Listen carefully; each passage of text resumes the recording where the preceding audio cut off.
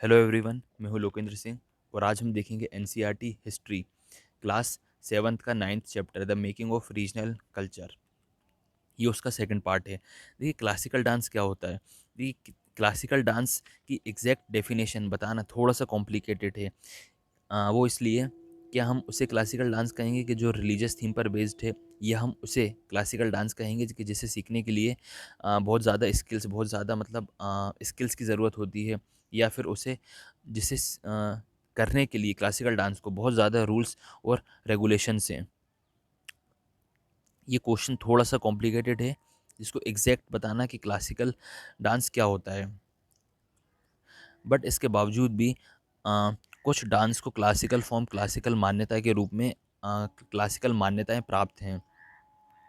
But हम इस निष्कर्ष पर नहीं पहुंच सकते कि एग्जैक्ट क्या यही है कि क्लासिकल डांस। लेकिन इसके बावजूद भी इंडिया में कुछ ऐसे डांस है जिन्हें क्लासिकल डांस के रूप में मान्यता प्राप्त है।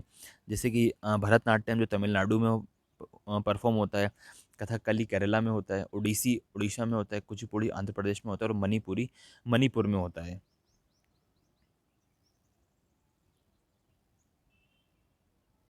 Painting for Patreon tradition the miniature. देखिए पेंटिंग फॉर पेट्रोन मतलब होता है पेंटिंगों का संरक्षण, और मिनिएचर मतलब होता है अ, जो मिनी पेंटिंग होती है, ट्रेडिशन ऑफ मिनी पेंटिंग।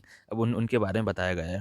देखिए अनदर ट्रेडिशन डेवलप्ड हुआ डिफरेंट वे में, जिसे मिनिएचर पेंटिंग कहते हैं। मतलब मिनिएचर ये नाम से ही हमें पता चल रहा है कि स्मॉल साइज़ की पेंटिंग। और जो मिनिएचर होते थे, मतलब जो स्मॉल साइज़ की पेंटिंग होते थे, वो जनरली कपड़ों पर या पेपर पर किए जाते थे। The earliest miniature palm leaf पर और वुड पर। मतलब पहले मिनिएचर को पाल्म लीफ और वुड पर किया जाता था। इनमें से मोस्ट ब्यूटीफुल, मतलब जो मोस्ट ब्यूटीफुल मिनिएचर्स हैं, वो हमें वेस्टर्न इंडिया के कुछ जैन टेक्स्ट के लिटरेचर में मिलती है। अब देखिए जो मुग़ल एम्परर हैं, अकबर हैं, जहांगीर, शाहजहाँ, और और ये हाईली मतलब इनके जो दरबार में जो पेंटर होते थे, वो पेंटिंग किया करते थे। किस चीज़ की पेंटिंग किया करते थे? जो उनके दरबार है उनके कोर्ट सीन की पेंटिंग किया करते थे। सीन्स ऑफ बैटल मतलब जो युद्ध होता है युद्ध की किया करते थे। हंटिंग शिकार की किया करते थे, और अदर जो सोशल लाइफ है उनके बारे में पेंटिंग किया करते थे उनके दरबारी। और इनको जनरली इस पेंटिंग का क्या क्या करते थे, इनको गिफ्ट के रूप में, मतलब कोई राजा है, जब एक राजा दूसरे राजा के शहर में जाता था तो एज अ गिफ्ट के रूप में इन पेंटिंग को ले जाया जाता था। देखिए लेकिन इसके साथ मुगल के डेक्लाइन के साथ साथ ये पेंटर भी मूव हो गए, दूसरे राजाओं के पास चले गए। मतलब जब मुगल का डिक्लाइन हुआ तो यहाँ के जो मुगल के दरबार में जो पेंटर हुआ करते थे, जो पेंटिंग किया करते थे, वो लोग दूसरे राजाओं के पास चले गए, जिनके बारे में हम चैप्टर 10 में पढ़ेंगे। देखिए as a result the Mughal artist taste influence religious code of the Deccan and the Rajput of court. अब देखिए जो मुगल पेंटिंग किया करते थे उनका इम्पैक्ट कहाँ कहाँ पड़ा, डेक्कन में मतलब साउथ में पड़ा, और राजस्थान में भी पड़ा। देखिए एट द सेम टाइम, मतलब उसी उसी टाइम की बात है। मतलब अ, जो रूल्स है, मतलब ये जो संरक्षण का रूल्स है, ये काफ़ी वहाँ वहाँ पर फैला, जो कि अपना मेवाड़ है, जोधपुर है, बूंदी है, कोटा है, कि किशनगढ़ है, वहाँ पर भी इसका पोइट्री और ये मिनिएचर का ट्रेंड काफ़ी स्टार्ट हुआ। देखिए अनदर रीज़न अट्रैक्ट करा मिनिएचर पेंटिंग, जो कि है हिमालय का फुट हिल, जिसे हिमाचल प्रदेश के नाम से जानते हैं। देखिए हिमालय का फुट हिल मतलब होता है कि ये हिमालय है, इसकी जो फुट है मतलब जो ज़मीनी एरिया, जो स्टेट है, मतलब यहाँ पर हिमाचल प्रदेश आता है। तो वहाँ पर ये काफ़ी मिनिएचर ट्रेडिशन काफ़ी फैला। By the late 17th century the region is developed bold intense style of miniature Basohli. अब देखिए 17th century में ये हिमाचल प्रदेश में ये जो ट्रेडिशन है, मतलब ये जो पेंटिंग है, बासोहली, ये काफ़ी पॉपुलर हुई। और जो एक मोस्ट पॉपुलर टेक्स्ट है अ, रसमंजरी, जिसको जो कि था एक पेंटर था, जिसको किया गया था भानु दत्त ने। और उसके बाद नादिर शाह दिल्ली पर नादिर शाह ने अटैक करा 1739, जिससे क्या हुआ कि मुग़ल साम्राज्य में अनसर्टेनिटी आई। मतलब कहीं कोई लड़ाई झगड़ा, तो वहाँ के पेंटर्स को प्रॉब्लम हुई थी। उन्होंने क्या करा कि मुग़ल दरबार को छोड़कर वो नॉर्थ में मतलब हिमाचल प्रदेश में शिफ्ट हो गए, और वहाँ उन्होंने एक नई पेंटिंग का आविष्कार किया जो कि है कांगड़ा कांगड़ा पेंटिंग। वहाँ पर इस पेंटिंग की शुरुआत हुई, और the source of inscription was Vaishnav tradition. अब देखिए जिसका सोर्स है वो वैष्णव ट्रेडिशन है, जहाँ पर एक बहुत ही कूल ब्लू और ग्रीन, मतलब ब्लू और ग्रीन के कॉम्बिनेशन से बनाया जाता था कांगड़ा पेंटिंग। लेकिन यहाँ इसको अ, आम लोगों के द्वारा भी इसको पेंट किया जाता था ओकेशंस पे, मतलब कोई त्योहारों पे, पोर्ट्स पे, वॉल्स पे, मतलब दीवारों पर, फ्लोर पर और क्लॉथ्स पर, अपने कपड़ों पे। लेकिन प्रॉब्लम ये थी कि ये लोग सर्वाइव नहीं कर पाए, मतलब इनकी जो पेंटिंग्स है, इनकी जो संरक्षण है, मिनिएचर है, वो लंबे टाइम तक सर्वाइव नहीं कर पाए। लेकिन जो miniatures that's were carefully preserve in palace for century. अब देखिए जो मिनिएचर्स होते होते थे, जो महलों पर रखा जाते थे, मतलब जो राजा के राज दरबार में रखे जाते थे, जो पैलेस पर रखे जाते थे, वो कई टाइम तक उन्हें संरक्षण किया जाने लगा। लेकिन जो आम लोग थे उनकी पेंटिंग्स को मतलब सर्वाइव नहीं कर पाए, संरक्षित नहीं कर पाए। A closer look Bengal, the growth of regional language. देखिए जैसा कि हमने देखा कि वहाँ की लोगों की पहचान वहाँ की भाषा से होती है। जैसे कोई व्यक्ति बंगाल का है तो हम कहेंगे बंगाली भाषा का यूज़ करता है। कोई मराठी भाषा बोल रहा है तो हम कहेंगे महाराष्ट्र का है। कोई कन्नड़ भाषा का यूज़ कर रहा है तो हम कहेंगे कि कर्नाटका का है वो व्यक्ति। इसी तरीके से भाषा से हम उसके आइडेंटिटी का पता लगाते हैं। हम मान लेते हैं कि बंगाल में हमेशा से बंगाली बोली जाती थी। लेकिन इंटरेस्टिंग बात ये है कि बाद में पता चला है कि बंगाली भाषा जो कि डिराइव्ड फ्रॉम संस्कृत, मतलब वो संस्कृत भाषा से मॉडिफाई होकर बनी है। बट इसके कुछ ऑथेंटिक वो प्रूफ नहीं मिलते हैं। फिर कुछ सवाल ये उठता है फिर वहाँ से, मतलब एग्जैक्ट इमर्ज कैसे हुई, मतलब फिर बनी कैसे, बंगाली भाषा कहाँ से आई। देखिए 3rd-4th सेंचुरी में जो बंगाल और मगध था, ये एक कमर्शियल सेंटर था वहाँ का। और ड्यूरिंग 4th सेंचुरी के टाइम पे वहाँ पर गुप्ता रूलर ने इस्टेब्लिश कर लिया था, मतलब पॉलिटिकल कंट्रोल कर लिया था, वहाँ पर अपना कब्जा कर लिया था। कहाँ पर, नॉर्थ बंगाल में और बंगाल में। उसके बाद क्या हुआ कि वहाँ पे धीरे धीरे मतलब ब्राह्मण सेटल होने लगे, मतलब वहाँ के लोग बाग मतलब ब्राह्मण सेटल हो गए। फिर वहाँ से भाषा में भी कई सारा चेंज चेंजेस आए, कल्चर में कई सारे चेंजेस आए। और अ, एक चाइनीज़ ट्रेवलर थे ज़ेंग ज़ुआन, उन्होंने ऑब्ज़र्व करा कि जो बंगाल है, मतलब बंगाल में जो भाषा यूज़ कर रहे हैं वो हल्की-फुल्की संस्कृत से मिलती-जुलती भाषा है। ये ज़ेंग ज़ुआंग ने नोटिस करा। और 18th सेंचुरी में Bengal becomes the centre of regional kingdom, जिसके बारे में हमने ऑलरेडी चैप्टर 2 में पढ़ रखा है। और 14 से 16 सेंचुरी के बीच में बंगाल वॉज रूल्ड बाय सुल्तान, मतलब वहाँ पर सुल्तान ने राज करा है जो कि इंडिपेंडेंट थे दिल्ली से, जिनके बारे में चैप्टर नंबर 3 में पढ़ रखा है। मतलब उनका दिल्ली से, मुगल से कोई किसी प्रकार का कनेक्शन नहीं था, वो इंडिपेंडेंट रूलर थे।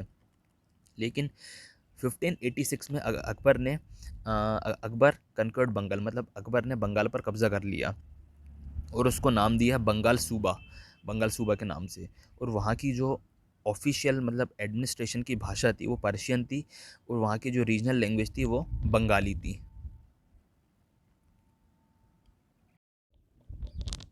जिस राज्य को आज वेस्ट बंगाल के नाम से जाना जाता है, वो एक 15 सेंचुरी के टाइम पे वहाँ पर कई सारी मिक्स भाषाएं बोली जाती, मतलब कई सारी भाषाएं थी। अ, लेकिन ये बात श्योर है कि बंगाली जो भाषा है वो संस्कृत भाषा से ही निकली है। But it pass through several stages of evolution. देखिए ऐसा नहीं हुआ डायरेक्ट संस्कृत से डायरेक्ट बंगाली भाषा बन गई। संस्कृत भाषा से बंगाली भाषा तक आने आने में हज़ारों साल लग गए, मतलब कभी कुछ चेंजेस आए, कभी कुछ चेंजेस आए, कभी कुछ चेंजेस आए, कभी कुछ चेंजेस आए। तो ऐसे करते करते धीरे धीरे इसका एवोल्यूशन हुआ, और कई सालों, हज़ारों सालों के बाद अ, तब जाकर ये बंगाली भाषा बनी जो आज वेस्ट बंगाल में बोली जाती है। Also wide range of non Sanskrit word. अब देखिए जो बंगाल में जो संस्कृत भाषा से जो बंगाली भाषा बनी और आज जो वेस्ट बंगाल में बोलते हैं, ऐसा नहीं कि बिल्कुल हर वर्ड संस्कृत का ही है, उसमें से कई सारे वेराइटीज़ हैं, पर्शियन वर्ड भी हैं, यूरोपियन वर्ड भी हैं, और मॉडर्न बंगाल के वर्ड भी बने हुए हैं। देखिए अर्ली बंगाली लिटरेचर। अब देखिए जो पुराने बंगाली लिटरेचर वो दो पार्ट्स में डिवाइडेड है। पहले हैं संस्कृत वाले संस्कृत लिटरेचर, और दूसरे हैं इंडिपेंडेंट, वहाँ के जो लोकल है, मतलब जो बंगाली में लिटरेचर है। देखिए पहले जो है, पहला जो एपिक है मतलब वो है मंगल काव्य, जो डील करता है पोएम से और वहाँ की लोकल डाइटी से, और वहाँ की द बायोग्राफी ऑफ लीडर, और वहाँ के जो लीडर्स हैं वैष्णव भक्ति, उनके बारे में डिस्क्राइब करता है। और जो सेकंड लिटरेचर है नाथ लिटरेचर। अब नाथ लिटरेचर में क्या क्या है, मान्यामती, गोपीचंद और धर्म ठाकुर के बारे में बताया गया है। धर्मा ठाकुर, अब ये लोग कौन है? देखिए अब ये जो मान्यामती, गोपीचंद और धर्मा ठाकुर हैं, the Nath were ascetics. Ascetics मतलब होता है संत, ये नाथ होते, संत होते थे। और मन्यामती थी जो कि एक क्वीन थी, जो अपने बेटे को उनका जो बेटा था गोपीचंद, वो उनको हमेशा मोटिवेट करा किया करती थी थोड़े स्पिरिचुअल, थोड़ी संत की राह पर चलने के लिए। और जो धर्म ठाकुर थे वो उनके भगवान थे, जिनकी पूजा स्टोन में या पीस ऑफ वुड की उनकी मूर्ति बनाकर उनकी पूजा की जाती थी। The text belonging to first category easier. अब देखिए जो फर्स्ट कैटेगरी के जो मैन्यूस्क्रिप्ट है वो थोड़ी सी इजी है वहाँ, क्योंकि वो मैन्यूस्क्रिप्ट है, उसको हाथ से लिखी हुई है, उसके रिकॉर्ड्स हैं, जिसको लेट 15 और मिड 18 सेंचुरी के बीच में कंपोज किया गया था। और लेकिन जो सेकंड कैटेगरी है उसको डिस्क्रीफाई करना थोड़ा सा ज़रूरी, इसके बारे में जानना थोड़ा सा मतलब ज़रूरी है, बट थोड़ा मुश्किल है, क्योंकि वो ओरली लिटरेचर है, मतलब जिसके बारे में जो लिखा हुआ है उसके बारे में हम एग्जैक्ट बता सकते हैं, लेकिन जो ओरल है उसके बारे में हम एग्जैक्ट नहीं बता सकते हैं।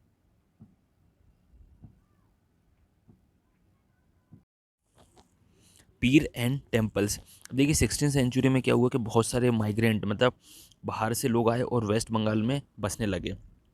लेकिन जो जगह लेस फर्टाइल थी, मतलब जहाँ पे कम खेती बाड़ी होती थी, जो ज़मीन उपजाऊ नहीं थी, वहाँ से लोगों ने क्या करा कि सदर्न ईस्ट की तरफ शिफ्ट हो गए। सदर्न ईस्ट की तरफ शिफ्ट होने के बाद वहाँ वहाँ पर उन्होंने फॉरेस्ट काट दिए, फॉरेस्ट को क्लियर कर दिया, और राइस कल्टीवेशन मतलब चावल उगाना स्टार्ट करा, और फिश मतलब मछली पालन का काम स्टार्ट करा वहाँ। और वहाँ की जो ट्राइब थी, वहाँ के जो आदिवासी लोग थे, वो लोग भी धीरे धीरे इन्हीं लोगों में मर्ज हो गए। देखिए यही वो टाइम था जब मुगल्स ने ईस्ट वेस्ट बंगाल की तरफ कब्जा कर लिया, और जो उसका मतलब जो मेन सेंटर था वहाँ का वो था डेल्टा है ढाका, मतलब जो ढाका का डेल्टा है वो उसका मेन सेंटर था। वहाँ के जो ऑफिसर थे, फंक्शंस थे, उन्होंने क्या करा, ज़मीन पर धीरे धीरे कब्जा करा और वहाँ पे मॉस्क्यू मतलब मस्जिद बनाना स्टार्ट करी। Serve as centre for religious transformation, मतलब ये जो यहाँ पर जो होता था, serve as centre for religious transformation, मतलब धर्म परिवर्तन का काम यहाँ पे होने लगा। मतलब जो किसी और धर्म के लोग हैं, क्रिश्चियन है या हिंदू है, कोई भी और धर्म है, फिर उनको धीरे धीरे मुस्लिम बनाने का काम स्टार्ट हुआ। Early settlement sort. अब देखिए जो न्यू लोग आए थे उनको अगर यदि कुछ प्रॉब्लम होती थी, मतलब वहाँ पे वो सेट नहीं हो पाते थे, तो वो लोग क्या करते थे, जो वहाँ के सीनियर हैं या हेड हैं, तो उनको बताते थे, तो जिन्हें हम पीर के नाम से जानते थे, वो लोग इनकी प्रॉब्लम सॉल्व करते थे हर प्रकार से, मतलब as a teacher, as a leader. और कई लोग इन्हें कहा करते थे कि इनके पास सुपर नेचुरल पावर भी है। अब देखिए सूफ़ी संत, और ये ऐसा नहीं है कि मतलब और हर रिलीजियस में है, the terms of Sufi and other, चाहे वो हिंदूज हो, बुद्धिज्म हो, और हर मतलब वर्ड्स वोकेबलरी थोड़ी अलग थी, बाकी सब में सेम था। और ये धीरे धीरे पीर पॉपुलर होते गए, और अभी वो बंगाल के हर एरिया में है।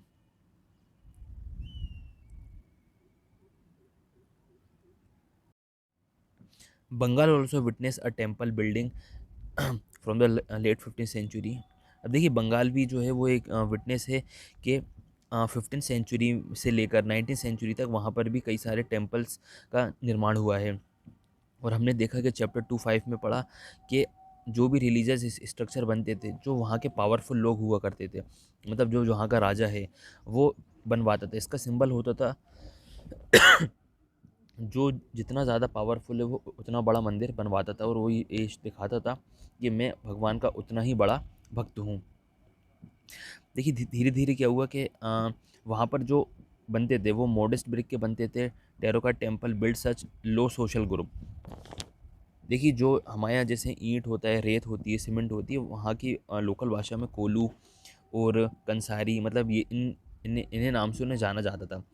बाद में जब यूरोपियन ट्रेडिंग कंपनी आई तो न्यू इकोनॉमिक डेवलप्ड हुई वेस्ट बंगाल में।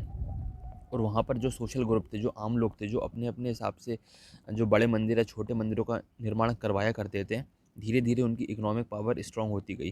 फिर वहाँ पर जो मंदिर मतलब कच्चे थे, मतलब जो मंदिर छोटे छोटे थे, मतलब जैसे हट इन विलेज, और जो उज्जैन जहाँ की पूजा हट में होती थी, छोटे छोटे मंदिरों में होती थी, फिर वहाँ के लोगों की इकोनॉमी डेवलप्ड होती गई, उनकी इकोनॉमिकली स्ट्रॉन्ग हुए, फाइनेंशियली स्ट्रॉन्ग हुई, तो उन्होंने वहाँ पर अपने बड़े बड़े मंदिरों का निर्माण करवाना स्टार्ट कर दिया।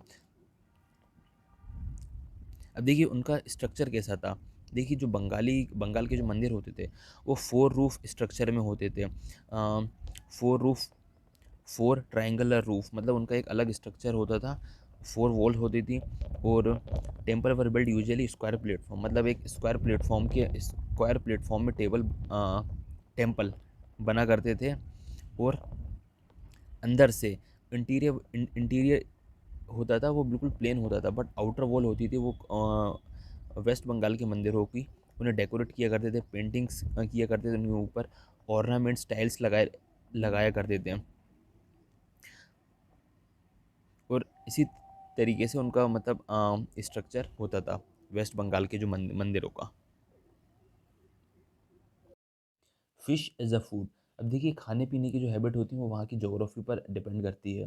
जैसे वेस्ट बंगाल है वो रिवर प्लेन के किनारे बसा हुआ है, इसलिए वहाँ पर चावल और मछली का खाना मतलब बहुत आम बात है। ये दो चावल और मछली, ये दो प्रोमिनेंट आइटम हैं जो बंगाल के हर व्यक्ति की डाइट में शामिल हैं। और फिश ऑक्यूपेशन में मतलब मछली को पकड़ना वहाँ पर एक कॉमन धंधा है, कॉमन बिजनेस है।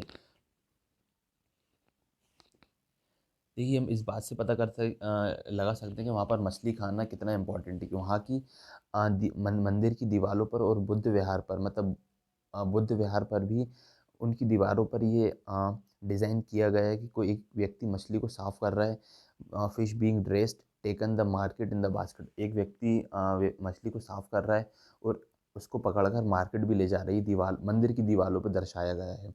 तो मछली खाना कितना इम्पोर्टेंट है, मतलब कितना ये बताता है। देखिए जैसे कि ब्राह्मणों को नॉनवेज खाना अलाउ नहीं है, बट पॉपुलरिटी ऑफ फिश ये लोकल डाइट में भी शामिल है। एक एक बंगाली लिटरेचर है बृहधर्मा पुराण, ये जिसको 3rd सेंचुरी में लिखा गया था संस्कृत में, और इसमें ये बताया गया है कि लोकल ब्राह्मण है उनको एक सर्टेन वेराइटी की फ़िश खाना अलाउ करती है। देखिए चैप्टर अब कंप्लीट होता है। ऐसी एनसीईआरटी की समरी देखने के लिए चैनल को लाइक करें, शेयर करें और सब्सक्राइब करें।